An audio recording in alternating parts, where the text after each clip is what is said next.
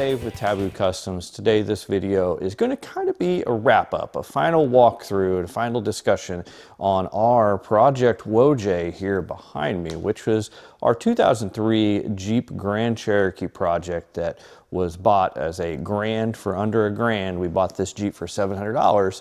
Our goal was to get this Jeep to where it could run and drive and basically be driven daily and not have any major issues and have most of the things fixed. So let's take a look and we'll talk about how we did on this build. All right, well, I would have to say that we did accomplish our mission. We do pretty much, I wouldn't say we drive this daily because we don't necessarily need to drive it daily, but every other day we're taking this Jeep now, running into town, getting parts.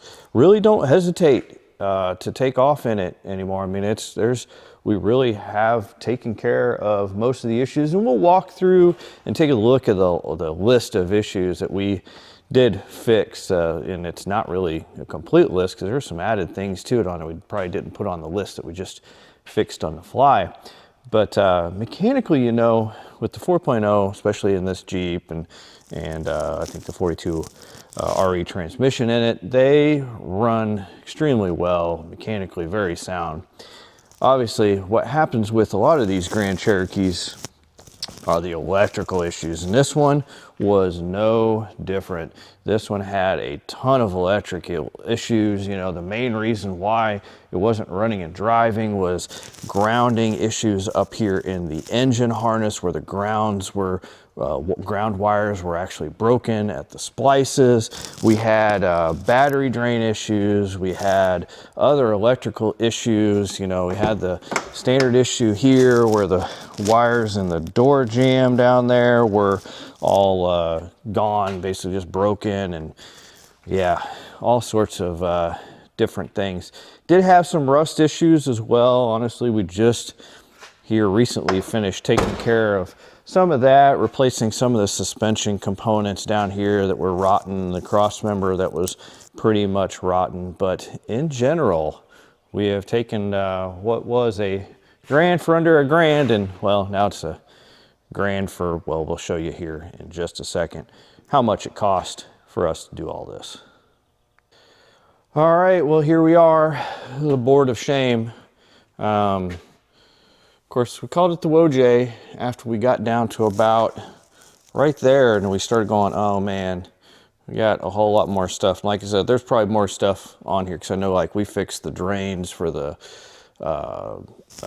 sunroof and all that. So let's start here. The WJ, we paid $700 for it. We then bought a spare parts Jeep, which we did use, and you can see some things here that just have zeros next to them. A lot of that stuff is stuff that we just pulled out of our spare parts Jeep and we're able to use in this. Then right now, kind of added up what we've got. We spent about $1,200, $1,274 in parts, which brings our total to $2,424. So essentially we took what was a grand under a grand and made it a grand for $2,500. But I will be honest in that right now, I will say that everything works in it. We've pretty much, especially, you know, going through the electrical issues now was such a headache going through the electrical issues. You know, there was some high frustrations sometimes with some of that going through it, you know, and with that, we actually wasted some money. Like, I'll tell you right here, the PCM replacement, I don't necessarily know that we needed that. But, you know, whatever. We did it and it's done. And, you know, like I said, the electrical issues are just crazy with these sometimes. So that's one thing that if you aren't willing to want to take the time on those electrical issues and get them fixed, yeah, you don't want to do something like this. But essentially, I'm actually pretty happy. I thought we were going to end up spending more than that on it, because keep in mind, we've still got pretty much 80% of that WJ sitting outside. So we'll probably throw it back up on Marketplace. I don't know, get $350, $400 for it, something like that. So, I mean, that's bringing that down to, you know, under $2,500, which It's probably, honestly, probably about what the Jeep is worth now. If I was going to sell it, I'd probably list it up at $2,500, you know, something like that. It wouldn't be a bad Jeep for someone. I mean, like I said, we for a little while we did drive it daily, but I mean, right now we don't hesitate to hop in there and run into town. Starts right up. Air conditioning right now even works. Needs to be charged, but puts out a little bit of cold air. So pretty happy with that.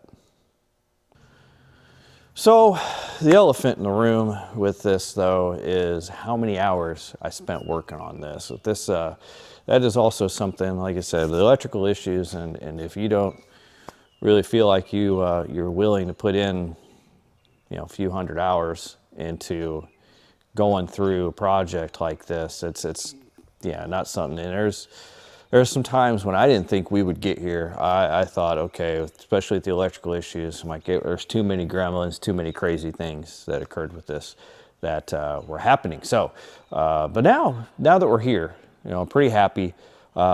We've tried to figure out now, what do we do with this Jeep? You know, I throw it up on Marketplace. I'm fairly confident in it, you know, and kind of probably have to explain that it did have some issues before, and we fixed a lot of those. But you know, it wouldn't be a bad Jeep for someone to drive. I'm like, we don't hesitate to drive it right now.